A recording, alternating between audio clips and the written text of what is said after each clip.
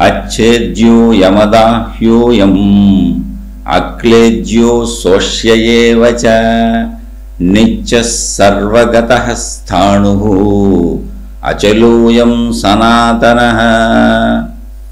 अच्छेद्यो यमदाह्योऽयम् अक्लेद्यो सोष्य एव च नित्यः सर्वगतः स्थाणुः अचलोऽयं सनातनः।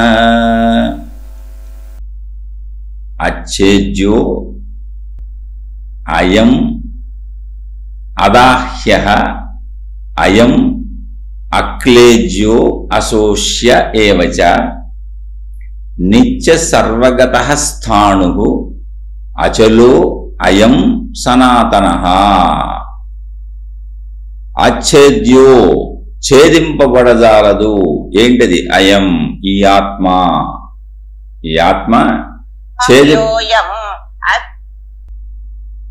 అచ్ఛేద్యో ఛేదింపబడజాలదు ఏమిటి అయం ఈ ఆత్మ అదాహ్య దహింపబడజాలదు ఏమిటి అయం ఈ ఆత్మ అక్లేజ్యో తడుపబడజాలదు ఏమిటిది అయం ఈ ఆత్మ అశోష్యః ఏవచ ఏ విధముగాను అన్ని రకములుగా అశోష్యః ఎండింపబడజాలదు తడుపబడజాలదు దహింపబడజాలదు ఛేదింపబడజాలదు అంటే నశింపచేయడం దాన్ని అసలు ఏ రకంగానూ కుదరదు. ఇది ఇంతకు ముందు శ్లోకంలో కూడా కృష్ణ భగవానుడు చెప్పారు. ఇప్పుడు మనం చెప్పుకుంటున్నటువంటి శ్లోకము సాంఖ్యయోగము భగవద్గీత 2వ అధ్యాయము 24వ శ్లోకం చెప్పుకుంటున్నాం. దీని ముందు శ్లోకంలో కూడా కృష్ణ భగవానుడు కరెక్ట్గా ఇదే చెప్పారు. నయనం చిందంతి శస్త్రాణి నయనం దహతి పావకః న చైనం క్లేదయంత్యాపో న శోషయతి మారుతః. ఈ ఆత్మను అస్త్రములు శస్త్రములు ఆయుధములు ఏవియూ ఛేదింపజాలవు. పావకః అగ్ని దహింపజాలదు కాల్చజాలదు. ఆపహ నీరు తడపజాలదు. ఏ విధముగాను గాలి ఈ ఆత్మను ఎండింపజేయజాలదు అంటే కదపజాలదు. అసలు ఏ విధముగాను దీన్ని ఏమీ చేయలేదు. మళ్ళీ అదే చెబుతున్నారు ఈ శ్లోకంలో. ఆ విషయాలను కంటిన్యూ చేస్తూ అంటే ఆత్మ యొక్క లక్షణములను బలపరిచి చెబుతున్నారు ఇక్కడ. అది మనం గుర్తుంచుకోవాల్సింది. దీనికి ముందు శ్లోకంలో చెప్పుకున్నాం, మీరు ఏది వింటున్నా మీరు ఏది గ్రహిస్తున్నా ఎక్కడో దానిని భావించుకుని అదొక అద్భుతమైన శక్తిగా అదొక దైవ శక్తిగా దేవుడెవరో విడిగా ఉన్నాడు మనకంటే భిన్నముగా అని భావించుకున్నట్లుగా భావించుకుంటే మీరు దానిని గ్రహించలేరు. మనకు చెప్పబడే ప్రతి సత్యము మనలో ఉన్నది, మన చుట్టూ ఉన్నది, మనతో ఉన్నది, మొత్తముగా అదే ఉన్నది. కాబట్టి మీరు మొత్తంగా దాన్ని దర్శించాలి. ఇప్పుడు కృష్ణ భగవానుడు చూపించింది జ్ఞాన అద్దము. ఆయన బోధిస్తుంది ఏంటి? జ్ఞానము అనే అద్దం పెట్టారు. అక్కడ అద్దంలో మనకు అన్ని కనపడాలి, మన ప్రతిబింబం కనపడినట్లుగా. మీరు వింటున్నవన్నీ మీకు దర్శనం అవ్వాలి. అంతే తప్ప ఎక్కడో ఎవరో దేవుడు ఉన్నాడు, ఆ దేవుడు మూర్తి పెట్టుకున్నాం, ఆ దేవుడు బొమ్మ పెట్టుకున్నాం, ప్రార్థనాలయం కట్టుకున్నాం, పూజించుకుంటున్నాం, మన ఇంట్లో పెట్టుకున్నాం, ఫోటోలు పెట్టుకున్నాం, బొమ్మలు పెట్టుకున్నాం, మనమే ఆరాధించుకుని ఊహించుకుని మానసిక భక్తి చేసుకుంటున్నాం. అది భక్తి, మానసిక భక్తి. అంటే ప్రశ్న నీదే, సమాధానము నీదే, ఊహ నీదే, ఆలోచన నీదే, అన్నీ నీవే. కావాలంటే మీరు ప్రశాంతంగా కూర్చొని చూసుకోండి. నేను భక్తిని తక్కువ చేయట్లా. శరీరము దాటిన తర్వాత నేను అనే స్వార్థము నుంచి, శరీర భావం నుంచి మనసు అనేటువంటి స్థితిలో భక్తికి వస్తాడు. మనసు అనేటువంటి స్థితిలో భక్తిని దాటిన తర్వాత మేధస్సు ప్రజ్ఞ అనేటువంటి స్థితిలో జ్ఞానానికి వస్తాడు. ఆ మేధస్సు జ్ఞానము ప్రజ్ఞ ఏదుందో, మేధస్సు అంటే మెదడు కాదు, విచక్షణా జ్ఞానం ఏదుందో ఆ జ్ఞానమే అనంత ఆత్మశక్తి. సత్యం జ్ఞానం అనంతం బ్రహ్మ అంటే బ్రహ్మము అనేది ఏదుందో, ఆత్మ అనేది ఏదుందో, ఏదైతే ఇక్కడ ఉన్న శక్తి అని ఏదుందో, ఆత్మశక్తి బ్రహ్మశక్తి అని దేవుడని దేన్ని అంటున్నామో అది అనంత విశ్వవ్యాపక సర్వవ్యాపక శక్తి. నేను అనేటువంటి శరీర భావనలో ఉన్నటువంటి మనిషి దైవాన్ని కూడా తనలాగానే ఒక రూపంలో దేవతగానో దేవుడుగానో పెట్టుకొని తన రక్షకుడుగా రక్షకురాలిగా ఉంచుకొని తాను ఎలా అయితే తన జీవితం గడవటం కోసం, తన అవసరాల కోసం, తన కోరికల కోసం, తన కుటుంబం కోసం వృత్తి వ్యాపార ఉద్యోగాలు చేసుకుంటూ ధన సంపాదన ప్రయత్నాలు చేసుకుంటూ తద్వారా వచ్చిన ధనంతో ఎలా బ్రతుకుతాడో అలాగే దేవుణ్ణి దేవతని కూడా ఒక ఆకార రూపంలో పెట్టుకొని తనకు తోచిన ప్రయత్నం చేసుకుంటాడు. ఇది దేహ రూపంలో సాగుతుంది. అది ప్రయత్నం మాత్రమే. అంటే తనను రక్షించమని ఆ దైవశక్తిని అడుగుతూ ఉంటాడు. ఇది దేహ భావన. ఇది దేహ భావనలో జరిగే భక్తి. అంటే దేవుడు దేహమే, తాను దేహమే. తనకు కావాల్సింది దైవశక్తి నుంచి జస్ట్ రక్షణ, దేవుడు దేవత నుంచి. ఏ మతంలో అయినా ప్రాథమిక స్థాయి మనిషిదిందే. అక్కడి నుంచి మనోస్థాయికి చేరుకుంటాడు. దేవుడు అనంత శక్తివంతుడు అని మనోస్థాయిలో తానే తన ఊహలో భగవంతుణ్ణి తనకు నచ్చిన విధముగా అనేక విధాలుగా పూజిస్తాడు, అర్చిస్తాడు, ఆరాధిస్తాడు, ప్రార్థిస్తాడు. అందుకే భిన్న భిన్న మతాలలో భిన్న భిన్న రకాలుగా భక్తి విధానాలు వేల లక్షలు వచ్చినాయి. నీకు ఎలా కావాలంటే అలా చేసుకోవచ్చు, జపించుకోవచ్చు, తపస్సులు చేసుకోవచ్చు, ధ్యానాలు చేసుకోవచ్చు. కానీ అది మానసిక స్థాయిలో రూపం ఉన్నది అక్కడ భగవంతుడికి. ఇది నెక్స్ట్ స్టెప్. ఇక్కడ ఉంటాం. ఇది భక్తి లోకం. భక్తి లోకం అంతా మనసులో జరుగుతుంది. అక్కడి నుంచి అసలు ఈ దైవశక్తి దేవుడు అనేది అయిపోయింది. ఇంకా దేహ రూపంలో దేవుడు రూపంలో ఉన్నాడు, మానసిక లోకంలో దేవుడు రూపంలో ఉన్నాడు. అక్కడి నుంచి దేవుడు శక్తిగా అయిపోయాడు. అనంత శక్తి, సర్వవ్యాపక శక్తి. ఇప్పుడు అది జ్ఞాన దర్శనం అవ్వాలి. అది ఉన్నదిగా. ఇప్పుడు ఆకార దేవుడు అంటే నీకు కనపడవచ్చు, కనపడకపోవచ్చు. ఎందుకంటే నీ భావన పటిమను బట్టి ఆకార దేవుడిని కళల్లో దర్శిస్తావో, ఊహలో దర్శిస్తావో, నీ మనసులో నువ్వే దర్శిస్తావు. ఒకవేళ ఆకార దేవుడు కనపడితే నీకు మాత్రమే కనపడతాడు, ఇంకెవరికి కనపడ్డాడు. ఎందుకని అంటే అది నీ భావన, నీ ఆలోచన, నీ మానసిక స్థితిలో పుట్టినటువంటి భావన, నీ మనసుకు సంబంధించింది. కానీ ఇక్కడ జ్ఞానం ఏదైతే ఉందో, జ్ఞానానికి వచ్చినప్పుడు అది జ్ఞానం అందరికీ సమదర్శనం. ఇప్పుడు సూర్యుడు అందరికి ఎలా కనపడుతున్నాడో, వాయువు అందరికి ఎలా తెలియబడుతుందో, నీరు అందరికి ఎలా కనపడుతుందో, భూమి అందరికి ఎలా కనపడుతుందో, చెట్లు, జంతువులు, మనుషులు, అన్ని ప్రకృతిలో ఉన్న అన్ని ఎంత వాస్తవంగా ఎలా కనపడుతున్నాయో, జ్ఞానము సత్యము, సత్యము జ్ఞానము అనంతము బ్రహ్మము. సత్యం, జ్ఞానం, అనంతం, బ్రహ్మ అంటే ఏంటి? అది సత్యము. అది ఎప్పుడు సత్యం. సత్యం అంటే ఏంటి? కనపడుతుంది, అది దర్శనం అవుతుంది. అది రహస్యంగా దాక్కున్నది కాదు, కనపడాలి. కనపడితేనే సత్యము. జ్ఞానము ఏంటది? అదే జ్ఞానం. నువ్వు ఏది జ్ఞానంగా తెలుసుకుంటున్నావో ఆ జ్ఞానమే సత్యము. కానీ అది ఎప్పుడు సత్యం అవుతుంది? అది నీకు దర్శనం అవ్వాలి, కనపడాలి, అది నీకు నిరూపితం అవ్వాలి. అనంతము అది ఎంత ఉందంటే అనంతం, ఉన్నదంతా అదే. మరి నీకు అనంతంగా దర్శనం అవ్వాలి. అది నీకు ఊహలో కాదు. ఊహలో ఉంటే మానసిక స్థితిలో. మళ్ళీ చెబుతున్నా, ఊహలో ఉన్నది ఏదైనా మనసులోనే. జ్ఞానం ఊహ కాదు, ఊహాత్మక భావరూపంలో ఉంటుంది, కానీ నీకు దర్శనం అవుతుంది. అందుకే వేదములు రచించినటువంటి మహాత్ములందరూ మేము దానిని దర్శించాము అని చెప్పారు. మీరు ఎక్కడికి వెళ్ళాలంటే దర్శనములు అని పేరు కూడా ఉంది వాటికి. ఉపనిషత్తులు, వేదములు ఇవన్నీ దర్శనములు, దర్శించి చెప్పారు. మేమంటే అనుభవం పొందాం. దర్శనం అంటే ఏంటి? దర్శనానుభవం అయింది, మాకు అనుభవం అయింది. అది దర్శనం అయింది, అనుభవం అయింది, రెండో ఒకటే. అందుకని దర్శనములు ఇవి. ఇప్పుడు మనకి దర్శన స్థితికి వచ్చాం. జ్ఞానంలోకి వచ్చారంటే మీరు దర్శన స్థితి, మానసిక లోకంలో లేరు. ప్రాథమిక స్థాయి దేహస్థితిలో దేవుడిది నాకు అనవసరం, దేవుడు గొప్పోడని చెప్పారు అంతే. ఇంకా నేనేం తెలుసుకోను. అక్కడ ఏమన్నా మొక్కులో, ప్రదక్షిణలో, పారాయణలో అక్కడ ఏవో ఉంటే అవన్నీ నేను చేసుకుంటూ వెళ్ళిపోతా. అంటే దేవుడు వివరం నాకు అనవసరం, నేను నమ్మేశాను, ఎవరో చెప్పారు. మరి ఎందుకయ్యా దేవుడు? నన్ను రక్షించడానికి. ఇది నేను దేహభావనలో నా కుటుంబాన్ని రక్షించాలి, నన్ను రక్షించాలి. అక్కడ దేవుడు దేహంగా ఉంటాడు. అక్కడ వాళ్ళు ఏం చెబితే ఆ క్రియలు చేస్తా. ఎందుకంటే నేను దేహంతో చేసేది క్రియలేక. వృత్తి వ్యాపార ఉద్యోగాలు, మనోవ్యాపారము, పంచేంద్రియ చర్యలు అన్ని క్రియలేగా. ఇటువంటి క్రియలే దేవుడి దగ్గర కూడా చేస్తా. అందుకే మొక్కులు, ప్రదక్షిణలు ఇవన్నీ వచ్చింది. అనేక వందల వేల రకాలు ఉన్నాయి ఎవరి మతానుసారం వాళ్ళకి. అక్కడి నుంచి ఇంకొంచెం ముందుకెళ్తే భగవంతుడిని మానసికంగా భక్తి చేస్తా. అది భక్తి. ఆ కిందది భక్తి కూడా కాదు, అది క్రియ. నీ రక్షణ కోసం నువ్వు చేస్తున్న క్రియ. ఊరికనే భక్తుడు అంటారు అంతే. భక్తుడు కాదు నువ్వు, భక్తురాలు కాదు. అది ప్రాథమిక స్థితిలో నీ రక్షణ కోసం చేసావు. భక్తి అంటే ఏంటో తెలుసా? భగవంతుడి పైన ఆసక్తి, నీ పైన ఆసక్తి కాదు. నీ కొడుకు పైన ఆసక్తి, నీ కూతురు పైన ఆసక్తి వాత్సల్యము, నీ భార్య పైన నీ భర్త పైన ఆసక్తి ప్రేమ, అనురాగము. వాళ్ళ మీద ఆసక్తి ఉంది, అందుకని వాళ్ళ కోసం కష్టపడి అన్ని చేసి పెడతా. అలా స్నేహితుల మీద ఆసక్తి స్నేహము. అలా ఇతరులపై నీకు ఆసక్తి ఉన్నదానికి బంధం ఉంది. కాదు, నువ్వు ఇక్కడ దేవుడిపై నీకు ఆసక్తి ఎందుకుంది? ఆయన మీద ఆసక్తి లేదు, ఆవిడ మీద ఆసక్తి లేదు, దేవుడి మీద దేవత మీద, నీపై ఆసక్తి, నీ కుటుంబంపై ఆసక్తి, వాళ్ళు రక్షిస్తారన్న నమ్మకం. అంతే, సింపుల్. ఇది తప్పని నేనంటలా.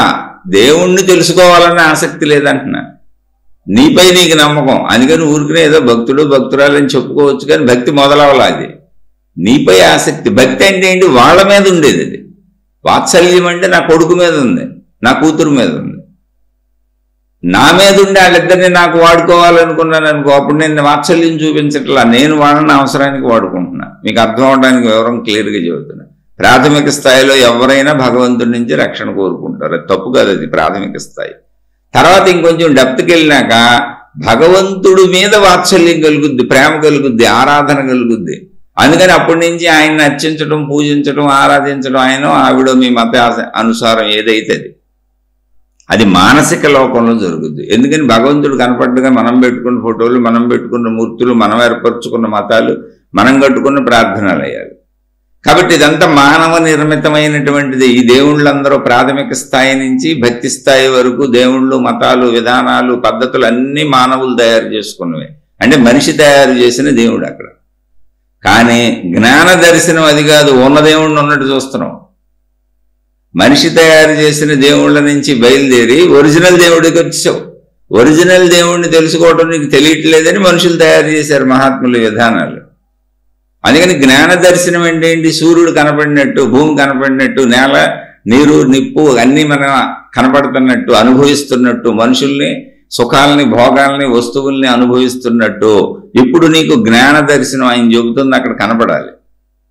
అది అక్కడ ఉండాలి, ఉంటేనే వాస్తవం, ఉండకపోతే లేదు. అందుకే మీరు ఊహలోకి వెళ్తారేమోనని ఇదంతా చెబుతున్నా.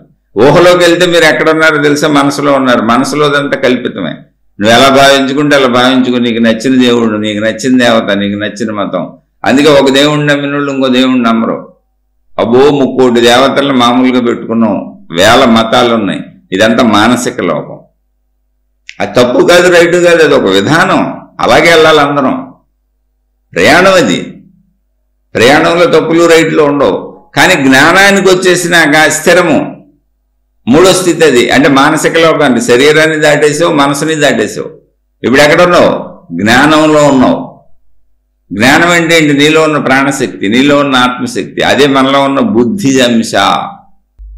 బుద్ధి అంశ అంటే డైరెక్ట్ ప్రాణశక్తిలోకి వచ్చేసింది. సత్యం, జ్ఞానం, అనంతం, బ్రహ్మ, అది సత్యము. ఇంకా అది సత్యమైనప్పుడు నీకు కనపడాలి. సూర్యుడు సత్యము ఉన్నాడు, కనపడతాడు.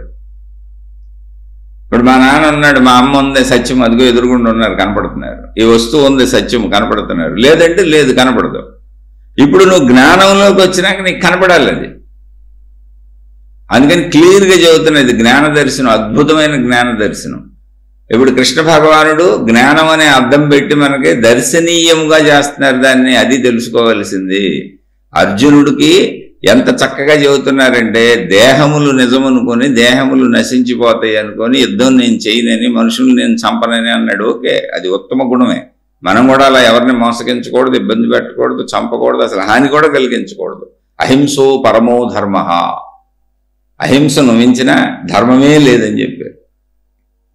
అయితే అక్కడ అర్జునుడికి సత్యం తెలియదు. దేహం ఆయన చంపకపోయినా, యుద్ధం చేయకపోయినా దేహాలు చచ్చిపోతాయిగా, మనుషులు నశించిపోతారుగా. అందుకని అసలు సత్యం చెబుతున్నారు ఇప్పుడు. అసలు సత్యం ఏంటి? సత్యమైతే కనపడాలిగా నీకు. సత్యమైతే కనపడాలి, దర్శనం అవ్వాలి. ఆ సత్యం ఏంటి? సత్యము జ్ఞానము. జ్ఞానమే సత్యం. మరి నీకు ఎలా కనపడుతుంది? అనంతము. ఆ జ్ఞానం ఎంత? అనంతము, ఉన్నదంతా అదే బ్రహ్మము, అదే బ్రహ్మము. అయితే మరి సత్యమైతే మరి నీకు కనపడాలి, కనపడేలా చెబుతున్నారు. అదే ఉదాహరణ. ఇప్పుడు కనపడుతుందా లేదా ఆ స్థితి చూడండి. మీకు కనపడితే అది సత్యం. ఊహలో చూడకండి, అది కనపడాలి సూర్యుని వలె. అది మనకు నిక్కచ్చిగా తెలియాలి. చుట్టూ ఉన్న అన్నిటినీ ఎలా గ్రహిస్తున్నామో, గ్రహిస్తున్నాం కనుక వాస్తవం అని నమ్ముకొని వెళ్తున్నాం, జీవిస్తున్నాం మనం భౌతిక జీవితం కూడా. ఇది కూడా అలాగే వాస్తవంగా మనకు కనపడాలి. జ్ఞాన దర్శనం అది ఈ ముందు శ్లోకంలో చెప్పారు, ఆత్మ లక్షణాలు చెప్పారు. ఆ శ్లోకంలో చెప్పినప్పుడు కూడా చెప్పాను, మీకు లోపల ఇది కనపడాలి, మీ అంతరంగంలో మీకు దర్శనం అవ్వాలి. అది బయట ఉంది, లోపల ఉంది, ఎత్తుక్కోండి మీరు అంతే. ఆ ఎత్తుక్కునేటువంటి దారిని కృష్ణ పరమాత్మ చెబుతున్నారు. ఇప్పుడు చెప్పేది ఏదనమాట, అచ్ఛేద్యో అయం అదాహ్యో అయం అక్లేజ్యో అశోష్యేవచ. అది ఛేదింపబడజాలదు, దహింపబడజాలదు, తడుపబడజాలదు, ఎండింపబడజాలదు. ముందు శ్లోకంలో చెప్పిందే పైలైన్ అంతా, ఇదంతా ముందు శ్లోకంలోనే చెప్పారు. తర్వాత చెబుతున్నారు, అయం ఈ ఆత్మ నిత్యః నిత్యమైనది, అంటే ఎప్పుడూ ఉండేది, ఉండటం లేకపోవడం అనేది లేదు దానికి. అంటే మనకు 3 కాలాలు ఉన్నట్టు గత కాలము, ప్రస్తుత కాలము, భవిష్యత్తు కాలము, మొన్నున్నాడు ఇవాళ లేడు, రేపు ఉంటాడో లేదో తెలియదు, లేదా రేపు వస్తాడు, ఇలా చెబుతామే. అవి లేవు, ఒకే కాలం, నిత్యుడు, నిత్యము. ఆత్మ నిత్యము, ఎప్పుడూ ఉన్నది. అది సర్వగత, మొత్తము సర్వము వ్యాపించి ఉన్నది. మీరు ఈ స్థితులు పట్టుకోవాలి. ఆ స్థితులు బయట ప్రపంచంలో ఎక్కడున్నాయి, మనలో ఎక్కడున్నాయి టాలీ చేసుకోవాలి. ఆ స్థితి మీకు దొరికితే మీకు ఆత్మ అర్థమైనట్టుంది. అప్పుడు అర్థమైన ఆత్మను మీరు ధ్యానము, తపస్సు, పరిశీలనం, విశ్లేషణం, దాన్ని మీరు అనుసంధానం చేసుకోవాలి. అదే శ్రవణము, మననము, నిధిధ్యాస, ధారణ. దాన్ని ధరించేయాలి మీరు. ఇప్పుడు శ్రవణం జరుగుతుంది, మీకు శ్రవణంలో దర్శనం అయిపోవాలి. దర్శనాన్ని కృష్ణ పరమాత్మ దర్శనాన్ని మనకు చూపిస్తున్నారు, జ్ఞానార్థం పెట్టారు, అక్కడ పెట్టి చూపిస్తున్నారు. ఇదిగో ఎత్తుక్కోండి మీరు, ఇదిగో నేను చెప్తున్నాను, ఈ గుర్తులు పెట్టి దాన్ని పట్టుకోండి. నేను గుర్తులన్నీ నేను చెప్పేస్తున్నా, మీరు పట్టుకోండి దాన్ని, మీకు కనపడుతుంది. అది కనపడితేనే నిజం, కనపడందంతా ఊహాబద్ధము. అందుకే మహిమలు మాయలు లేవు అని చెబుతున్నాను నేను. మహిమలు మాయలన్నీ కనపడనవే, అసత్యములు. ఇక్కడ జ్ఞాన దర్శనం, ఇది నిరూపణ. అది కనపడితేనే నమ్మండి, కనపడిపోతే నమ్మకండి. మీకు అర్థమయ్యి మీకు దర్శనం అయితేనే నమ్మండి, లేకపోతే నమ్మకండి. ఎందుకంటే మీరు నమ్మిన ఉపయోగం లేదు. కనపడింది నమ్మిన ఏం చేస్తారు?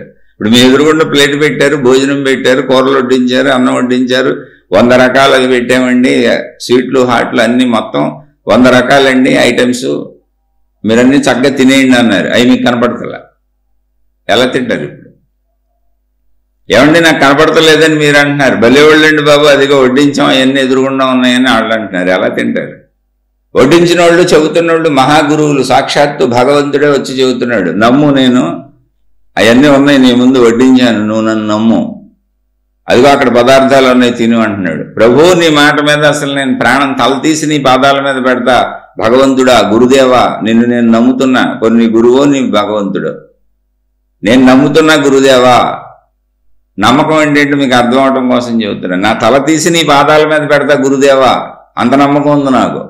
భగవంతుడా, నీకోసం నా తల తీసి నీ పాదాల దగ్గర పెడతా నేను, అంత నమ్మకం ఉంది నాకు. నమ్ముతున్నావుగా, అయితే తిను, 100 రకములతో వడ్డించా, తిను, నీకోసం తెచ్చాను భక్త, అదిగో ప్లేటు తిను, నా లోకం నుంచి పట్టుకొచ్చాను, ఇక్కడ దొరికే పదార్థాలు కూడా కాదు అవి తిను అంటున్నాడు. కనపడతలా. స్వామి నమ్ముతున్నాను నిన్ను, నువ్వు చెబుతుంది నిజమే, ప్లేట్ అక్కడ ఉండొచ్చు, నాకు కనపడతలేదు, నేను తినలేకపోతున్నాను, ఏం చేయాలని అడుగు. ఏం చేస్తావు ఇప్పుడు? ఎలా తింటావు నీకు కనపడకపోతే? నమ్ముతున్నావు నువ్వు.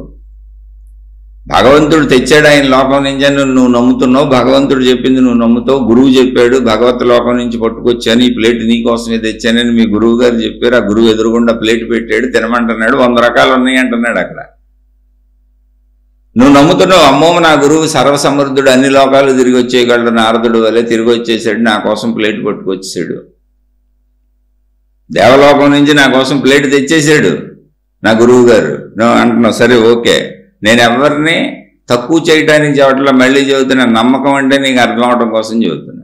ఇప్పుడు నువ్వు ఆ ప్లేట్లో 100 రకాలు ఉన్నాయి, దేవుడు చెప్పాడు నమ్ముతున్నావు, గురువు చెప్పాడు నమ్ముతున్నావు, ఎవరు చెప్పారు? నువ్వు వాళ్ళ నమ్మకం ఉన్నోళ్ళే చెప్పారు నమ్ముతున్నావు, ఎలా తింటావు? ఇంతే నమ్మకం పనిచేసేది. నువ్వు దాన్ని తింటాం ఎప్పటికీ కుదరదు.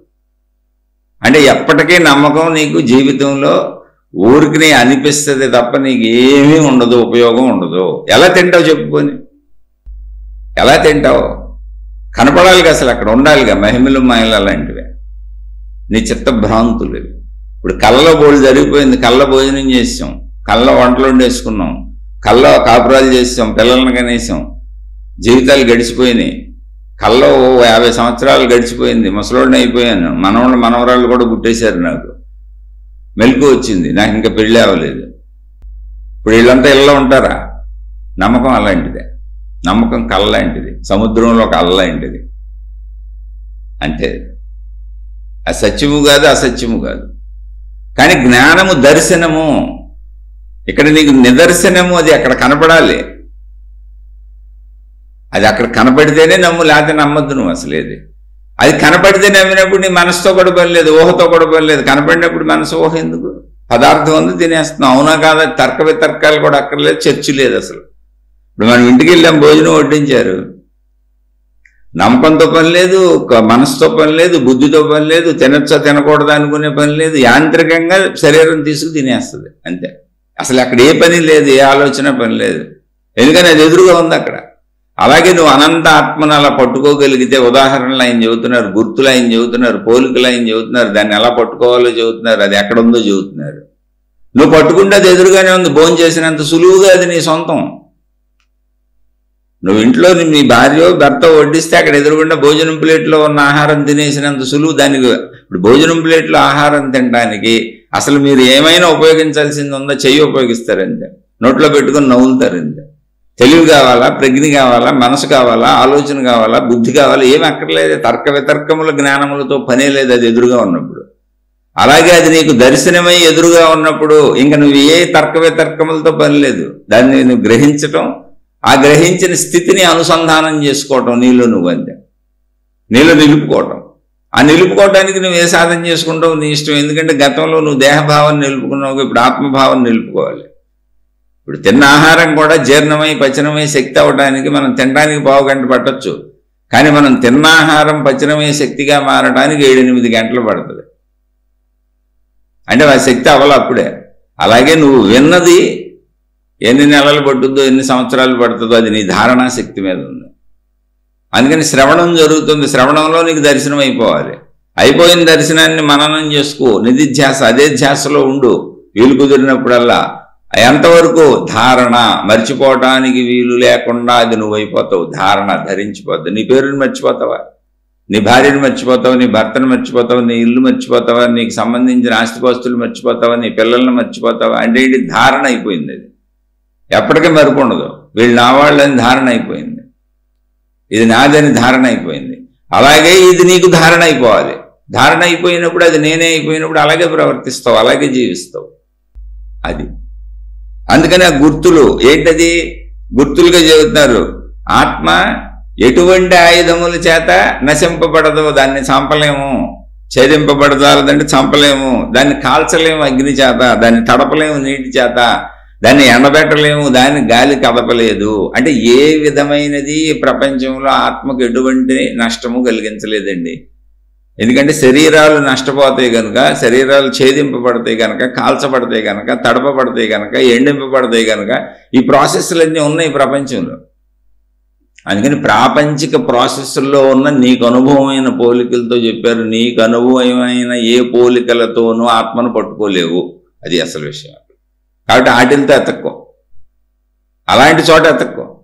దహింపబడే చోట, తడుపబడే చోట, అది ఎండింపబడే చోట, అలాంటి మామూలు పరిస్థితులు ఎతక్క. ఈ మామూలు పదార్థాలు, మామూలు వస్తువులు, మామూలు విషయాలు, నీలాంటి మనుషులు, నీ చుట్టూ ఉన్న పదార్థాలు, అలా దొరకదు నీకు ఆత్మ. అలా లేదు. ఎలా ఉంది?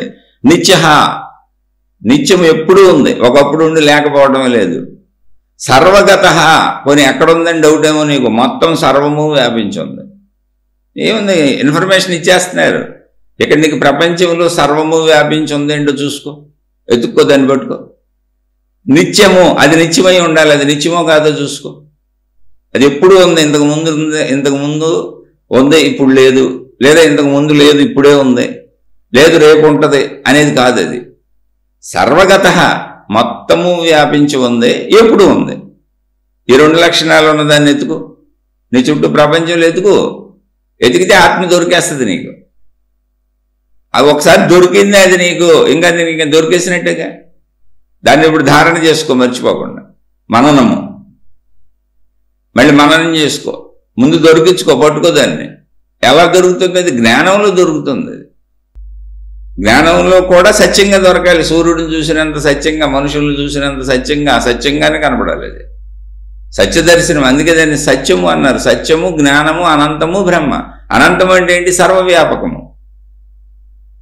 అది సత్యం అంటే ఏంటి? నిత్యము. ఇప్పుడు ఇక్కడ చెప్పారు చూసారా, నిత్య అంటే సత్యము, ఎప్పుడూ ఉన్నది, అది ఎప్పుడూ ఉండేది సత్యం. సర్వగత అంటే అనంతము, మొత్తం ఉన్నదంతా అది అన్నప్పుడు అనంతం, ఆద్యంతములు లేనిది కనుక అనంతం. అదే సర్వవ్యాపకము, మొత్తం వ్యాపించి ఉంది, చివర మొదలు లేదు, దానికి ఉన్నదంతా అదే. ఇప్పుడు స్థాణు, అది స్థిరమైనది. మళ్ళీ దాని లక్షణం ఏంటో తెలుసు, స్థిరంగా ఉంటుంది. అది సర్వము వ్యాపించి ఉంది, నిత్యము ఉంది, స్థిరంగా ఉండాలి. అది మళ్ళీ అది అటు ఇటు కదిలిపోయి నీకు కనపడకుండా అడుపోయి ఇడిపోయి తిరగకూడదు. అడేటరు అంటే ఇప్పుడేటు వెళ్ళేటంటే వస్తాడంటాం. ఇప్పుడు సూర్యుడు ఏడంటే రాత్రి ఉండడు, చంద్రుడు వస్తాడు. అలా భౌగోళిక పరిస్థితులు అన్ని మార్పులకు లోనైపోతూ ఉంటాయి. అది అసలు మార్పులకే లోనవ్వకూడదు, ఎప్పటికీ స్థిరము. మళ్ళీ మీరు ఈ లక్షణం పట్టుకో. ఈ లక్షణంతో ఏముంది ఎతకండి. సర్వవ్యాపకంగా ఉంది, నిత్యంగా ఉంది, ఎప్పుడూ ఉంది, స్థిరముగా ఉంది. ఈజీగా దొరికిపోద్దిగా స్థిరంగా ఉండే. ఇప్పుడు అటు ఇటు కదిలిపోయేదైతే పట్టుకోలేకపోవచ్చు. ఇప్పుడు సూర్యుడు అంటే మళ్ళీ పగలు వచ్చే వరకు పిల్లవాడు ఎవడో సూర్యుడు అని అడిగాడు అనుకో, రాత్రిపూట మన్ని సూర్యుడు ఉంటాడంట కదా అంటే, అవును ఉంటాడు నాన్న అన్నాం. ఏడు చూపించా అన్నాడు. ఇప్పుడు చూపించలేము, రేపు పొద్దున్న చూపించాలి. పగలు వచ్చి సూర్యుడు వచ్చినాక చూపించాలి, రాత్రిపూట చూపించడం కుదరదు. అంటే దాన్ని నమ్మించలేము. అది నిజమే అయినా సూర్యుడు ఉన్నాడు అనేది రాత్రిపూట నమ్మించలేం. ఇప్పుడు అలా కాదు, అది స్థిర, ఎప్పుడు స్థిరము, సర్వకాల సర్వావస్థల యందు స్థిరముగా ఉంటుంది, శాశ్వతముగా ఉంటుంది, నిత్యముగా ఉంటుంది. ఈ లక్షణాలతో నీకు ఏం కనపడుతుంది నీ ఎదురుగా? నీకు కనపడేదాన్ని పట్టుకో. అందులో మహిమలు మాయలేవి లేవు. అసలు నీ మనసుతో ఊహ చేయక్కర్లా. వాస్తవంగా నీ దర్శనం చేయి, నీ కళ్ళతోనే దర్శనం చేయి. నువ్వేం మహిమగా కూడా అక్కర్లా. నీ శరీరంతో, నీ ఇంద్రియాలతో కూడా దర్శనం చేయి, నీ కళ్ళతో దర్శనం చేయదాన్ని. జ్ఞాన దర్శనం, జ్ఞానంలో ఆయన చెబుతున్నారు. కానీ నీకు అలా కనపడాలి, దొరకాలి. అది అలాంటిది ఏముంది? స్థాణు అంటే స్థిరమైనది. మళ్ళీ ఇంకేంటి? అచలహ, కదలనిది. అది కదలదు. స్థిరమైందంటే ఏంటి అర్థం? కదలదనే. మళ్ళీ మనకు తెలియదేమని అచలహ అనే ఇంకో పదం వాడారు. స్థిరమైనది, కదలంది, అటు ఇటు పోతుంది ఎక్కడికే, నీకు కనపడకుండా పోదు. అంటే అది అక్కడే ఉంది, అది కనపడతానే ఉంది, అది స్థిరంగానే ఉంది, అది ఎక్కడికి వెళ్ళదు, మొత్తం వ్యాపించి ఉంది, సర్వంగా వ్యాపించి ఉంది. అది నిత్యమైనది. ఇటువంటిది అసలు ప్రపంచంలో ఏమన్నా ఉందా? ఎతుకు. మళ్ళీ అక్కడ చెబుతూ అచలహ అయం. మళ్ళీ అయం అంటే ఈ ఆత్మ సనాతన. అద్భుతమైన పదం. మీరు సనాతన అనే పదాన్ని బాగా గుర్తుపెట్టుకోవాలి. అద్భుతమైన పదం, అద్భుతమైనటువంటి దాని అర్థం. సనాతన అంటే ఏంటో తెలుసా? అత్యంత పురాతనమైనది. అంటే ఏంటి పురాతనమైనది? అంటే ఏంటి? అసలు మొత్తం ఉన్నది అదే, మొదటి నుంచి ఉన్నది. ఆ మొదలంటే ఎందుకు వాడుతున్నాం అంటే మొదలు చివరు మనకు తెలుసు కాబట్టి. కానీ అది మొదలు లేదు, ఉన్నది అదే. అయితే మనం మొదలు చివర మధ్యలో మాట్లాడుకుంటాం కాబట్టి మనకు ఆ పదం చెబుతున్నారు. సనాతన మొదటి నుంచి ఉన్నది, అతి పురాతనమైంది. ఎంత పురాతనమైంది అంటే మొదలు ఎక్కడో మొదలు అక్కడి నుంచి ఉంది. ప్లస్ అందులో ఇంకో అర్థం కలిసి ఉంది, అతి నవీనమైనది, ఎప్పుడూ కొత్తదే. పురాతనమైందంటే అబ్బో పాత పనికిరాంది అనుకుంటారు, కానీ అది ఎప్పుడూ కొత్తదే. అంటే ఏంటి? ఉన్నదంతా అదే, ఎప్పుడూ కొత్తదే. ఎప్పుడూ అది దానికి ఎప్పుడూ కొత్తదే అంటే ఏంటి? పాత అంటే గడిచిన కాలము, గడుస్తున్న కాలము, గడవబోయే కాలం దానికి లేవు. మనకి పాత కొత్త ఉన్నాయి. బట్టలు కొనుక్కొని కొన్ని రోజులు వేసుకున్నాం అనుకోండి, పాత అయిపోయినాయి అంటాం. మళ్ళీ వాళ్ళు కొనుక్కొని కొత్తవి తెచ్చుకుంటూ కొత్త బట్టలు అంటాం. ఇప్పుడు కొత్త వేసుకున్నాను అంటాం. మళ్ళీ కొన్ని రోజులు వాడితే అవి పాత బట్టలు అంటాం. మళ్ళీ కొత్తగా కొనుక్కొని కొత్త బట్టలు అంటాం. అవన్నీ మనకు అలవాటు. వస్తువులు, మనుషులు అన్నీ. ఆఖరికి పెళ్ళం పాత పడిపోద్ది, మొగుడు పాత పడిపోతాడు, పిల్లలు పాత పడిపోతారు, అన్నీ పాత పడిపోతాయి మనకు. అంటే మన భావనలో. కానీ ఆత్మ పాత పడేది కాదు. సనాతన అనే పదం అది. అది పాతగా అనాది నుంచి ఉన్నది. ఒకవేళ నీకు పాత అనే అలవాటు నీకు ఉంది, కానీ నీ అలవాటులో చెబుతున్నారు. నీ గురించి చెప్పబడిన పదాలు ఇంతకీ ఇవన్నీ. ఈ పదాలు ఎవరికి చెబుతున్నారంటే ఈ అలవాట్లు పాత కొత్త, పరిమితి, నిన్న రేపు ఇవాళ అలాంటి పదాలు తెలిసి వాడుకునే మనిషికి చెబుతున్నారు. సనాతన అంటే అతి పురాతనమైనది, అత్యంత నవీనమైనది. ఎప్పటికీ నవీనమైందే. ఇప్పుడు కాదు, ఎప్పటికీ. ఇవాళ నవీనమైందే, రేపు నవీనమైందే, 1,000 సంవత్సరాల తర్వాత కూడా నవీనమైందే. ఎప్పటికీ నవీనమైందే, ఎప్పటికీ పురాతనమైందే. ఒకేసారి 2 స్థితులు ఉన్నాయి. అంటే అర్థం ఏంటి? అసలు అది ఎప్పుడు ఏకస్థితిలో ఉంది. మనం ద్వంద్వత్వంలో ఉన్నాం, శరీర భ్రాంతిలో. అందుకని సనాతనం అనే పదం అత్యద్భుతమైన పదం. దాన్ని అర్థం చేసుకుంటే అన్నీ అర్థమైపోయినట్టే, ఆత్మస్థితి అర్థమైపోద్ది అసలు. అందుకని అయం సనాతన, అతి పురాతనమైనది, అత్యంత నవీనమైనది. అంటే ఈ భూమి మీద భూగోళం అనేటువంటి ఈ కాలం అనేది ఎంత ఉంటుందో, ఎప్పటికి ఉంటుందో, అంటే ఎప్పుడూ ఉంటుంది. అసలు మామూలుగా చెబుతున్నాం, మనకు ఉండటం లేకపోవటం అనేది ఉంది కదా. ఉండటం అనే మొదలైన కాడి నుంచి ఉంది. ఉండటం అంతం అనే దాని వరకు అది ఉంటూనే ఉంటుంది. కానీ దీనికి అంతాలు లేవు. మనకు ఊరికనే మానవులుగా అర్థం అవడానికి ఉండటం అంతం అన్న పదం వాడాం. దీనికి అంతమే లేదు. అదే చెబుతున్నారు. ఇప్పుడు మీరు ఆలోచించండి, నిత్యము ఉండేది. ముందేం చెప్పారు? ప్రాపంచిక పరిస్థితుల్లో తడపటం, కాల్చటం, ఎండటం, చంపటం, కొట్టడం, తిట్టడం ఇలాంటివి ఏమి దాన్ని చేయలేము. దాన్ని నాశనం చేయడం కుదరదు, దాన్ని బాధించటం కుదరదు, ఏ విధంగానూ దాన్ని ఏమీ చేయలేము. ఫస్ట్ పాయింట్ అది. అలాంటిది ఏముందో ఎతకండి చుట్టూ. ప్రపంచంలో అలాంటిది మనం ఏమీ చేయలేనిది ఏమన్నా ఉందా? అది ఎతకండి ముందు. ఏ విధంగానూ బాధింప చేయలేము, నశింప చేయలేము. అలాంటిది ఉందా? First point. రెండో పాయింట్ ఏం చెబుతున్నారు? మళ్ళీ ఇంకా దాన్ని క్లూస్ ఇస్తున్నారు దాన్ని పట్టుకోవడానికి. అది నిత్యము, ఎప్పుడూ ఉండాలి. సర్వగతము, సర్వవ్యాపకమే ఉండాలి. స్థాణు, స్థిరంగా ఉండాలి. చలనము, కదిలిపోకుండా ఉండాలి. ఈ లక్షణాలన్నీ ఉన్నది ఏంటో తెలుసు? అది అయం సనాతన. ఈ మొత్తం లక్షణాలు ఉంటేనే సనాతనం. సనాతన అతి పురాతనమైనది, అత్యంత నవీనమైనది, ఎప్పటికీ ఒకేసారి 2 స్థితులు కలిగి ఉన్నది. అటువంటిది ఏమన్నా ఉందా? కనుక్కోండి. రోజు చెబుతున్నా మీకు, ప్రతి శీర్షికలో చెబుతున్నా. అటువంటిది మన కళ్ళ ముందే ఉంది. మనం దాంట్లోనే తిరుగుతున్నాం, దాంట్లోనే జీవిస్తున్నాం. అదే సర్వవ్యాపక ఆకాశము.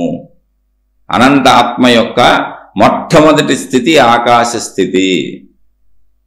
పంచభూతములు చెప్పినప్పుడు అనంత ఆత్మ యొక్క లక్షణములుగా మీకు బోళ్ళసార్లు చెప్పాను. అనంత ఆత్మ 5గా పరివర్తనం చెందిపోయింది అనుకోబాకండి. 5 లక్షణములు కలిగి ఉన్నది. ఒక మనిషిలో కోపము, ఈర్ష్య, అసూయ, ద్వేషము, దయ, జాలి, కరుణ, ప్రేమ, ఇలా అనేక భావాలు వస్తాయి.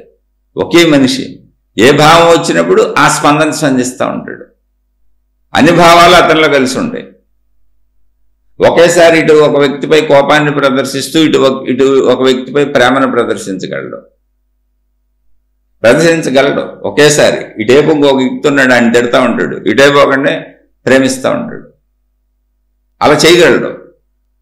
అవి లక్షణములు, గుణములు, మనిషి లక్షణములు. అలాగే అనంత ఆత్మ యొక్క 5 లక్షణములు, 5 స్థితులు. అంతే తప్ప ఆత్మ మారిపోలా. దానిలోనే ఉన్న 5 స్థితులు. మొట్టమొదటిది ఆ సర్వవ్యాపక ఆకాశ స్థితి, రెండవది వాయుస్థితి, మూడవది తేజోస్థితి, నాలుగవది ద్రవస్థితి, నీటి స్థితి, ఐదవది ఘనస్థితి, భూస్థితి. ఈ 5 లక్షణములు దానికి ఉన్నాయి. దానిలో దృఢత్వం ఉంది, ద్రవత్వం ఉంది, తేజతత్వం ఉంది, వాయుతత్వం, చలనతత్వం ఉంది. దానిలో శాశ్వత వ్యాపక స్థిరత్వము ఉంది. అన్ని దానిలో ఉన్నాయి. 5 లక్షణములు. ఈ 5 లక్షణములు కలిగింది ఆత్మ. ఇప్పుడు మీరు తెలుసుకోవాల్సింది, ఆత్మ వేరుగా లేదు. ఆత్మ యొక్క 5 లక్షణములు చెప్పారు. ఏంటి 5 లక్షణములు? సర్వవ్యాపక ఆకాశము వలె ఉంటుంది. ఆ సర్వవ్యాపక స్థితిలో దాని పేరు ఆకాశం. ఇది ఒక లక్షణం. వాయు లక్షణం, చలనము కలిగి ఉన్నది. చలనాన్ని వాయువు అన్నారు, వాయు లక్షణం.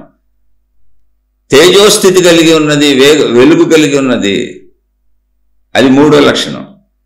ద్రవస్థితి కలిగి ఉన్నది, 4వ లక్షణం.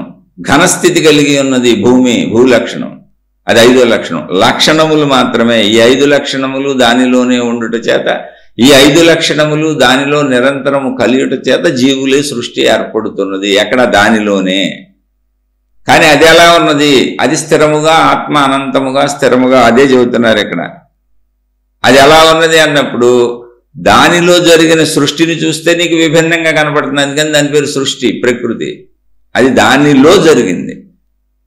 అక్కడ మార్పులు కనపడతా ఉంటాయి. నశింపులు అంటే రూపాలు ధరించడం, రూపాలు కోల్పోవడం జరుగుతుంది. రూపం ధరించింది ఎవరో? పంచభూతముల 5 లక్షణములు కలిగిన శక్తి.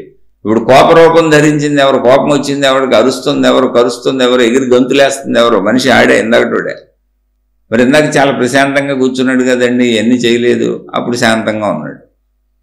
ఇప్పుడు కోపం అనేది వచ్చింది, అందుకని ఇలా ఉన్నాడు. కాసేపాకి ప్రేమ వస్తుంది, అప్పుడు అలా ఉంటాడు. కాసేపాకి దయ వస్తుంది, ఇంకోలా ఉంటాడు. జాలి వస్తుంది, ఇంకోలా ఉంటాడు. మంచోడు కదా అనుకుంటాం, ఈ లోపల ఈర్ష్య పుట్టుద్ది, ఇంకోలా ఉంటాడు. అలా 5 లక్షణములు ఉన్నాయి దానికి. ఈ 5 లక్షణములు కలిగినది ఆత్మ. ఈ 5 లక్షణముల యొక్క కలయికలతో ఏర్పడుతున్నటువంటిది సృష్టి ఆత్మలోనే. మనం సృష్టిని చూస్తున్నాం, వస్తువులను చూస్తున్నాం, జీవులను చూస్తున్నాం, ప్రకృతిని చూస్తున్నాం, కానీ ఆత్మను చూడట్లేదు. అందుకని ఆత్మ యొక్క లక్షణములు చెప్పారు. ఏంటి? నశింపజేయలేవు, బాధింపజేయలేవు. అలాంటిది ఏముంది కనుక్కో ఇక్కడ. అలాంటిది ఏముంది చూడు, దాన్ని ఏం చేయలేవు. నువ్వు ఇవన్నీ చూసి అది నిత్యము ఎప్పుడు ఉండేదంటే ఒక ఆకాశ స్థితికే ఈ పోలికలన్నీ కలుస్తాయి. ఆకాశాన్ని ఏమన్నా చేయగలమా? ఏదైనా జరుగుద్దా? పోల్చుకు చూడండి. అంటే అనంత ఆత్మశక్తి సర్వవ్యాపక ఆకాశము వలె ఉన్నది. ఈ విషయాన్ని త్రిపుర రహస్యం చెప్పింది, వేదాంత పంచదశి చెప్పింది, అనేక ఆత్మజ్ఞాన గ్రంథాలు చెబుతున్నాయి. అసలు ఆకాశము వలె సర్వవ్యాపక ఆకాశమే అనంత ఆత్మశక్తి అని నేను చెబుతుంది కాదు. మరి ఆకాశం అని ఎందుకు అన్నారండి? దాన్ని ఆత్మ అనొచ్చు కదా. అంటే నీకు స్థితులు భేదం చెప్పడానికి మొదటగా ఆకాశము, ఆకాశములో వాయువు, ఆకాశము వాయువులో తేజస్సు, ఆకాశము వాయువు తేజస్సులో ద్రవము నీరు, ఆకాశము వాయువు తేజస్సు నీటిలో భూమి. ఇవన్నీ 5 లక్షణములు. పంచభూతములు అన్నప్పుడు విడివిడిగా విడిపోయినాయి అన్న భావనలోకి వెళ్ళకూడదు. అన్నీ ఏకంగా ఒక చోటే ఉన్నాయి. 5 లక్షణములు 5 గుణములు అని చెబుతున్నా. మీకు ఎక్కడ ఏ పుస్తకంలో ఇది 5 లక్షణములు 5 గుణములు అనే పదం అసలు వాడబడలా. మీరు వెళ్ళి ఆత్మజ్ఞాన చరిత్రలు ఎత్తుక్కోండి. పంచభూతములు అంటారు, విడిపోవాలి, అక్కడ ఉన్నాయి, అలాగే ఉన్నాయి. ఇవన్నీ ఎలా కలుస్తున్నాయని పంచీకరణము విధానాలు కూడా మహాత్ములు చెప్పారు. మీకు తేలికగా అర్థమవుద్దని 5 లక్షణములు 5 గుణములు అని చెబుతున్నా. అది నిజంగా కూడా అదే సత్యం. 5 లక్షణములు 5 గుణములు, అది విడిపోలేదు. మనిషిలో గుణాలు ఎలాగో అలా గుణములు.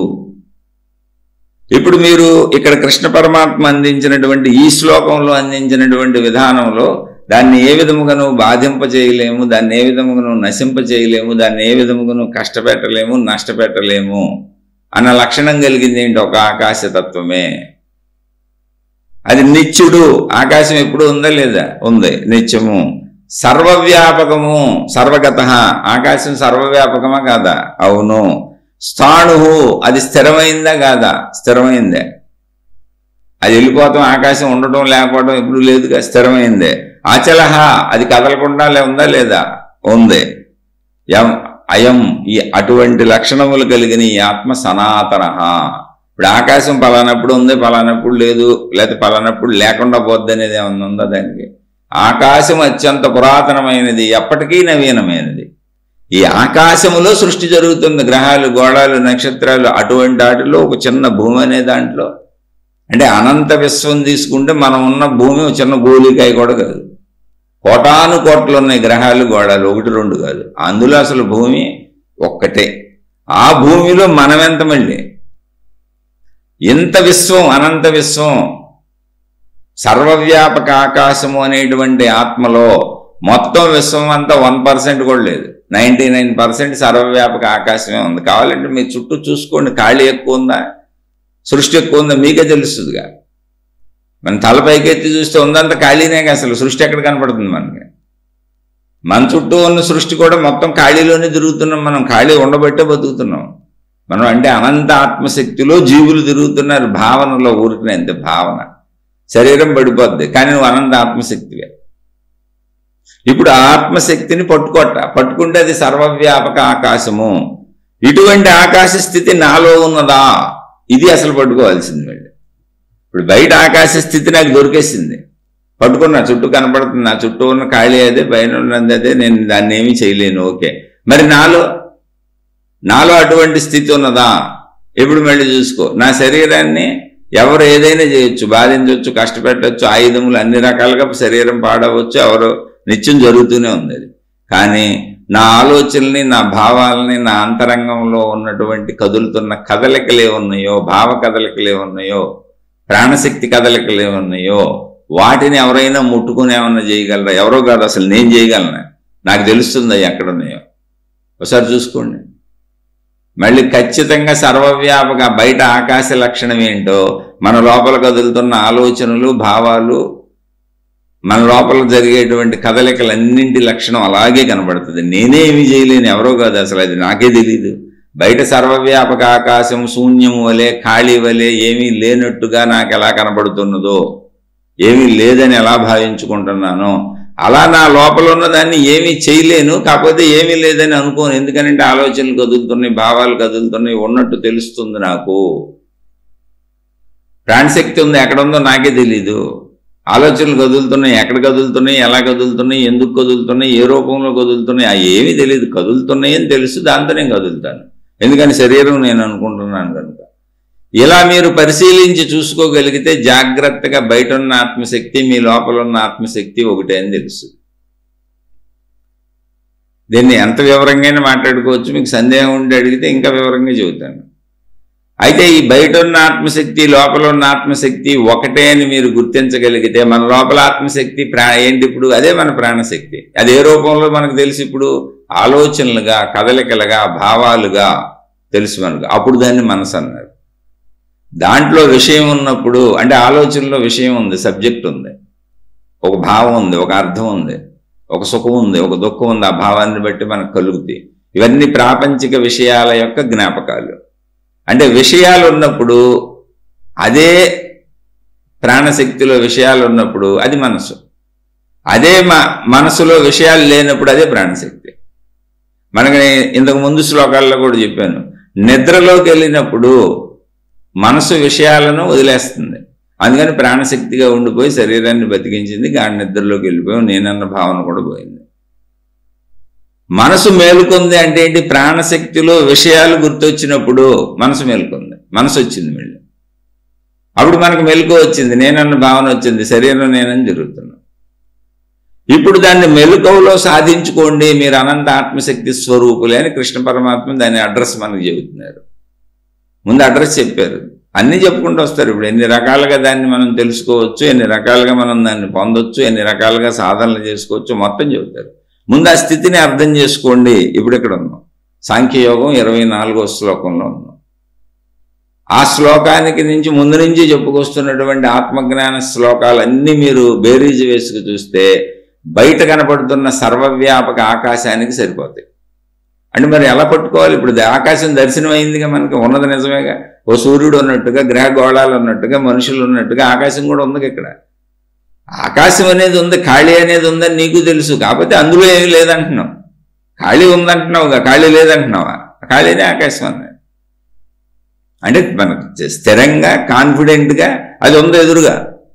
అదేం భ్రమ కాదు, కల్పితం కాదు, ఊహ కాదు. అక్కడేం అద్భుతాలు మహిమలతో పని లేదు. ఖాళీ అక్కడ ఉంది. ఆ ఖాళీలో సృష్టి అంతా ఉంది. మనం కూడా ఖాళీలోనే తిరుగుతున్నాం. అలాగే మనలో ఉన్నటువంటి కదలికలు, భావ కదలికలు, ఆలోచన కదలికలు, జ్ఞాన కదలికలు, విషయ కదలికలు, జ్ఞాపక కదలికలు, ఏదైతే అది అనుకోండి, అనబడే మనస్సు ఎలా ఉన్నది? సర్వవ్యాపక ఆకాశం వలె ఉన్నది. దాని రూపం, దాని విషయం మనకు తెలీదు. అంటే ఇప్పుడు మనలో ఉన్నటువంటి ఈ కదలికలు సర్వవ్యాపక ఆకాశానికి సరిపోతున్నాయి, కానీ బయట సర్వవ్యాపక ఆకాశంలో కదలికలు ఉన్నట్టు మనకు తెలియదు. అందుకని ఏమీ లేదంటున్నాం. కాదు, బయట సర్వవ్యాపక ఆకాశంలో కూడా మనలో కదలికలు ఎలా జరుగుతున్నాయో అలాగే ఉన్నాయి. కాకపోతే నేను శరీరం అనే భావనలో ఇక్కడ ఈ ఇంద్రియాలతో, ఈ శరీరంతో జీవిస్తున్నాను కనుక నేను బయట సర్వవ్యాపక ఆకాశంలో కదలికలు లేవు, అది ఖాళీ అనుకుంటున్నా. నాలో కదలికలు ఎలా నాకు తెలియటం లేదో, ఎలా కనపడటం లేదో, ఎలా పట్టుకోలేనో, ఎలా ముట్టుకోలేనో, ఎంత సూక్ష్మంగా ఉన్నాయో, బయట సర్వవ్యాపక ఆకాశంలో కూడా సూక్ష్మాతి సూక్ష్మంగా మొత్తం సృష్టి చైతన్య శక్తి ఉన్నది, సర్వవ్యాపకంగా ఉన్నది. దానిలో చలనం ఉన్నది, అన్ని లక్షణాలు ఉన్నాయి, మనకున్న అన్ని లక్షణాలు ఉన్నాయి, కానీ అది సర్వవ్యాపకం. అందుకని దానికి నశింపు లేదు. దానిలోనే సృష్టి జరిగి దానిలోనే సృష్టి అంతమైపోతూ ఉంటుంది. దానికి అంతం లేదు. ఎందుకు సృష్టి జరుగుతుంది, ఎందుకు అంతమవుతుంది అంటే పంచభూతముల దాని లక్షణములు కనుక. చైతన్యము దాని స్వరూపము గనుక, జ్ఞానము దాని లక్షణము గనుక. అందుకే మనకు తెలుస్తుంది కూడా. అందుకని ఆ పోలికలను బట్టి ఆకాశ స్థితిని మన లోపల పట్టుకున్నప్పుడు మహాత్ములు ఏమన్నారంటే, మన లోపల ఉన్నప్పుడు అది హృదయాకాశము, దహరాకాశము, చిదాకాశము అన్నారు.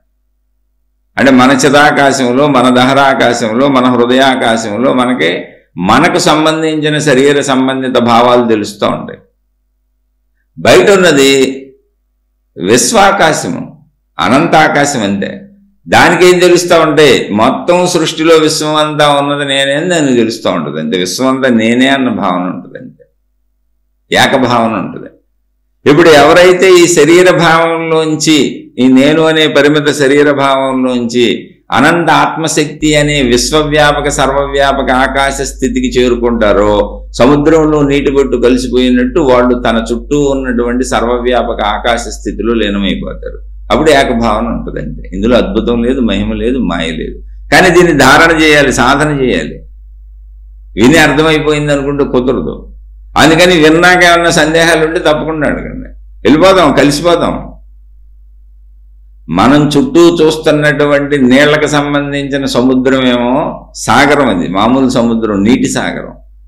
మనం చెప్పుకుంటున్న సర్వవ్యాపక ఆకాశమేమో శక్తి సాగరం, కాస్మిక్ ఎనర్జీ అని పేరు పెట్టారు సైంటిస్టులు కూడా. శక్తి సాగరం సర్వవ్యాపకం.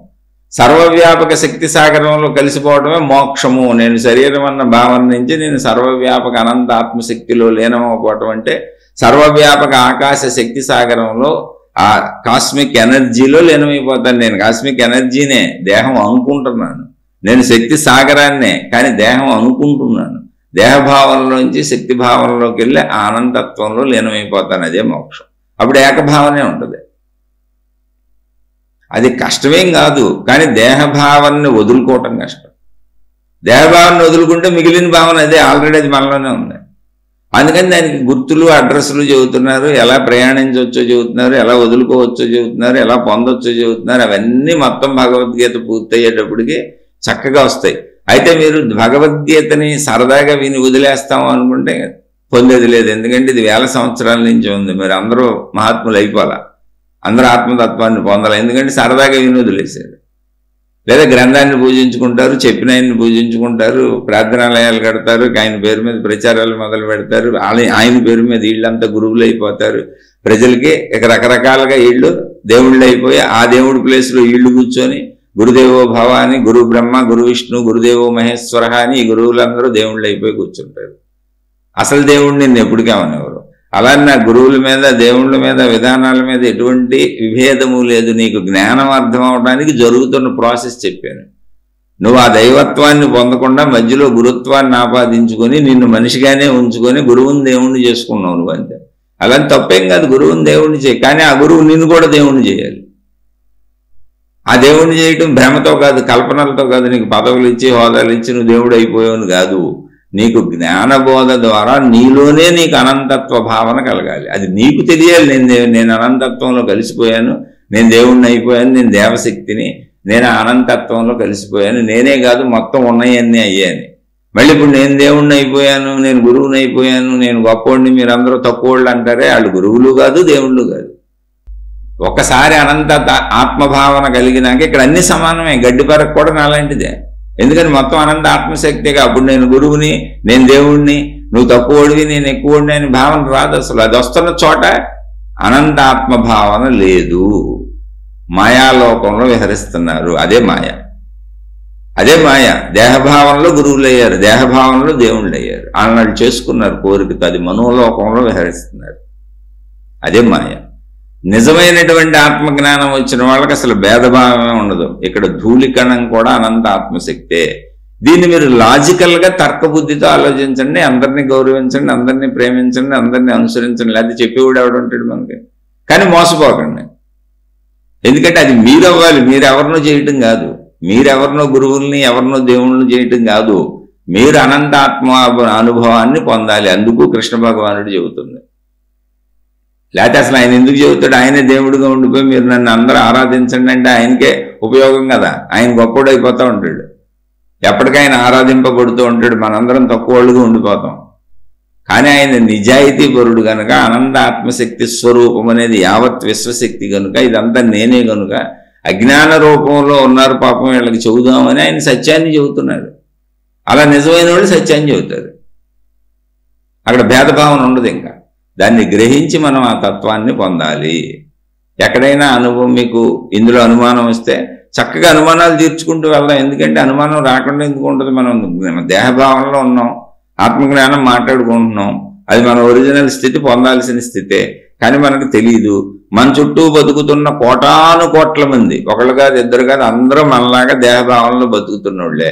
అప్పుడు ఆత్మజ్ఞాన భావనకి వెళ్ళిన వాళ్ళు ఒకళ్ళో ఇద్దరో ముగ్గురో ఎక్కడ ఉన్నారో కూడా తెలియదు మనకు. అసలు ఉన్నారో లేదో కూడా తెలియదు. వాళ్ళు దొరకరో. ఒకవేళ దొరికి నిజం అనుకొని ప్రచారాలు చేసుకుంటే వాళ్ళు దొంగ గురువులు, నిజం గురువులు, నిజం జ్ఞానులు, దొంగ జ్ఞానులు అసలు తెలియదు. ఈ గొడవ మనకెందుకు? మన ఇంట్లో కూర్చొని మనం ముందేద్దాం. భగవానుడు అందిస్తున్నాడుగా. పూర్వపు రోజుల్లో అంటే ఫెసిలిటీస్ లేవు, ఈ కరెంట్ లేదు, ఇప్పుడు ఇవన్నీ కనుక్కోలేదు, ఈ మెషినరీ లేదు, ఈ కంప్యూటర్లు లేవు, ఈ సెల్ ఫోన్లు లేవు, మన ఇంటికి వచ్చి వినబడే సౌకర్యం లేదు. అందుకని మనిషి చెప్పాల్సి వచ్చేది, మనిషే తిరిగి చెప్పేవాడు. అందుకని చెప్పే మనిషిని గురువు అన్నారు. ఇప్పుడు ఎందుకు? ఇప్పుడు ఎవరింటికైనా వచ్చేస్తుంది. అసలు ఇప్పుడు ఎవరితోనూ పని లేదు. బ్రహ్మాండంగా ఎవరు ఎక్కడ కూర్చొని చెప్పినది నువ్వు వినేయచ్చు. వినేసి నీ ఇంట్లో సాధన చేసేసుకో. ఇప్పుడు నువ్వు ఎక్కడికి వెళ్ళక్కర్లా, సాధనలకు అడవులకి వెళ్ళక్కర్లా. నీ ఇంట్లో కాసేపు ఏకాంతంగా ఉంటే చాలు. ఎందుకంటే ఇదివరకు ఆ ఫెసిలిటీ లేదు. చెప్పేవాళ్ళు మనిషే చెప్పాలి వెళ్ళి. అందుకని ఆ మనిషి కోసం ఎత్తుక్కుంటూ వెళ్ళి ఆ మనిషికి శిష్యుడయ్యి ఆయన్ని సేవించి తరించి పాపం ఆయన్ని మెప్పించి అనాల్సి వచ్చేది. ఇప్పుడు ఎందుకు? మహాత్ములు తెలిసిన వాళ్ళంతా చెప్పేస్తున్నారు. చక్కగా మీ ఇంటికి వచ్చేస్తున్నాయి. నువ్వెవరిని సేవించక్కర్లా, నువ్వెవరికి చిల్లర ఇవ్వక్కర్లా, నీ డబ్బులతో ఎవరికి పని లేదు, నీ సేవలతో ఎవరికి పని లేదు. అసలు నువ్వెవరో మాకు అనవసరం. మాకెందుకు? మాకు తెలిసిన జ్ఞానం చెప్పాం. మాకెంతో మంది మహాత్ములు అందించిన జ్ఞానమేగా, మేము కనుక్కుంది కాదుగా ఇది. ఏ మహాత్ముడైనా ఇలాగే భావించుకుంటాడు.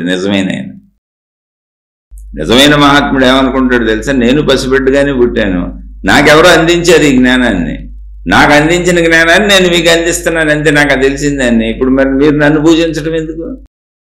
నేను ఎవరిని పూజించాలి? ఇప్పుడు నాకెవరో అందించారు దీన్ని. కొన్ని వందల వేల మంది అందించారు, ఒకళ్ళు కాదు ఇద్దరు కాదు. కాబట్టి నేను తిరిగి మీకు అందిస్తున్నాను అంతే. మీరు అలా పొందేయండి. ఇప్పుడు మన ఇంటిగా వచ్చేస్తుంది. ఇంట్లో కూర్చోండి హాయిగా, కుటుంబాలు వదలక్కర్లా, ఎవరిని వదలక్కర్లా. చక్కగా భార్య, భర్త, పిల్లలు, మీ తల్లిదండ్రులు, మీరు అన్యోన్యంగా ప్రేమానురాగాలతో సుఖ సంతోషాలతో దీర్ఘకాలం భగవంతుడిచ్చిన ఆయువంతకాలం చక్కగా సంతోషంతో బతుకుతూ కొద్ది సమయం కేటాయించుకొని కొంచెం ఇంట్లో ఏకాంతంగా కూర్చునే ప్రదేశం ఏర్పాటు చేసుకొని కుటుంబ సభ్యులందరూ మీ వీలు సమయాలను బట్టి కృష్ణ భగవానుడు మీ ఇంటికే అందిస్తున్నటువంటి ఈ జ్ఞానాన్ని మీ ఇంట్లోనే మీరు నేర్చుకోండి. దీనికోసం మీరు ఏం వదలక్కర్లా. అసలు వదలొద్దు. వదిలి పొందితే గొప్పతనం ఏముంది? అన్ని ఉండి పొందితే కదా గొప్పతనం. వదిలి పొందితే ఆయన దేవుడు ఎందుకు? ఇంకా జ్ఞానం అందించడం ఎందుకు? నువ్వు అన్ని వదిలేసి పారిపోతే నీకేదో వస్తుంది అన్నప్పుడు ఇంకా నీకు అప్పుడు గురువే సమర్థుడు కాదు. అసలు సమర్థుడైన గురువు అంటే ఏంటి? నువ్వు ఎక్కడున్నావో అక్కడే ఉంచి, నువ్వు ఎలా ఉన్నావో అలాగే ఉంచి, అందులో నిన్ను అక్కడే పెట్టి ధర్మంగా ఉంచి అందులోంచి నీకు అన్ని నేర్పిస్తాడు. అది కదా. ఒకటి వదిలిచ్చి ఒకటి పోగొట్టి ఇంకోటి తగిలించడం ఎందుకు? సృష్టి చేసిన ఏర్పాటు అంతా కరెక్టే. నీ ఇంట్లో కూర్చొని నువ్వు ఆనందంగా పొందు, ఆనందంగా నేర్చుకో. ఎందుకంటే ఇప్పుడు ప్రకృతిలో వచ్చినటువంటి నాగరిక డెవలప్మెంట్లు ఏమున్నాయో నాగరికత పేరుతో అవన్నీ నీ ఇంటికే జ్ఞానాన్ని తెచ్చేస్తున్నాయి. నాగరికత ఎప్పుడు చెడ్డది కాదు, దాన్ని ఎలా ఉపయోగించుకుంటావు అనేదే చెడు మంచి ఉంది. కాబట్టి చక్కగా అందరం మీ ఇంట్లో మీరు సాధనలు చేసుకోండి, పొందండి. సందేహాలు వస్తే అడగండి, మళ్ళీ మాట్లాడుకుందాం. ఇలా వేల మంది గురువులు మహాత్ములు చెబుతున్నారు. వాళ్ళందరి పాదములకు వాళ్ళ పాదములపై నా శిరస్సు వంచి నమస్కరిస్తున్నాను. ఎందరో మహానుభావులు, అందరికీ వందనం. శుభమస్తు. మరొక కొత్త శ్లోకంతో కలుసుకుందాం. విషయాలను తేలిగ్గా తీసుకోబాకండి. సాధనకి చెప్పబడుతున్న విషయాలు అన్ని నిరూపణ సత్యాలుగా వెళ్తేనే అది జ్ఞానము. మహిమలు మాయలు ఉండవు, వద్దు, నమ్మొద్దు అని ఎందుకు చెబుతున్నానంటే వాటి వలన మీరు పక్కదోవలకు వెళ్ళిపోయి అసలైనటువంటి జ్ఞానాన్ని వదిలేసుకొని భ్రమాలోకంలో, మనోలోకంలో తిరుగుతూ జీవితాన్ని వృధా చేసుకుంటారు. అంతకు మించి ఏమీ పొందరు. తాత్కాలికంగా ఒకవేళ ఏమన్నా కొంచెం అవకాశం కుదిరినోళ్ళు భౌతిక ప్రపంచంలో మనుషుల దగ్గర నుంచి డబ్బు పొందుతారు, కీర్తి ప్రతిష్టలు పొందుతారు, ఏదో పేరులతో ఆ మనుషుల్ని వాడుకొని బతుకుతారు. అది భౌతిక ప్రపంచంలో అందరూ చేసుకుంటున్నారు. ఆ దేవుడి పేరుతో చేసుకుంటున్నారు. వీళ్ళు అంతే, తేడా ఏం లేదు. కానీ మీరు ఎప్పుడైతే దాన్ని దర్శనీయంగా స్థిరంగా పొంది ఇది నిజము, దీన్ని నేను పొందాలి, ఈ అనంత ఆత్మస్థితి నాకు అర్థమైంది, నాకు కనపడుతుంది, నాకు దర్శనమైంది, ఇది సాక్ష్యము ఇక్కడే ఉంది, అనంత ఆత్మస్థితిని నేను పొందగలను, నాకు అర్థమవుతుంది అని మీకు తెలిసినప్పుడు, అది మీరే దాన్ని పొందేసినప్పుడు మీ జన్మ సాఫల్యత ఉంటుంది. అందుకని కృష్ణ భగవానుడు చెప్పాడు. లేకపోతే ఇంత కష్టపడి వేదాల నుంచి ఉపనిషత్తుల నుంచి ఇక్కడ భగవద్గీత వరకు ఇన్ని వేల గ్రంథాలు రాయాల్సిన అవసరం మహాత్ములకు లేదు. మళ్ళీ ఇన్ని గ్రంథాలు చదవలేరని ఆ సారాన్నంతా పిండేసి మనకి క్లుప్తంగా చెప్తున్నారు పాపం. ఇంకా తేలిగ్గా చెప్పాల్సిన అవసరమూ లేదు. కానీ అది సత్యము కనుక చెప్పబడుతున్నది. ఇప్పుడు చెప్పేవాళ్ళైనా మహాత్ములు ఎవరైనా ఆత్మజ్ఞానం చెబుతున్నారు అంటే నిజాయితీ పరులైన వాళ్ళు, నిజమైన వాళ్ళు, సత్యమైన వాళ్ళు, సత్య మార్గంలో వెళ్ళేవాళ్ళు ఖచ్చితంగా దాన్ని ప్రజలకు అందిస్తారు. ఎందుకంటే అది నిజం కనుక, అది శాశ్వతం కనుక, అది సత్యము కనుక. శుభమస్తు. మీకు మీ కుటుంబ సభ్యులకు మేలు చేకూరుగాక.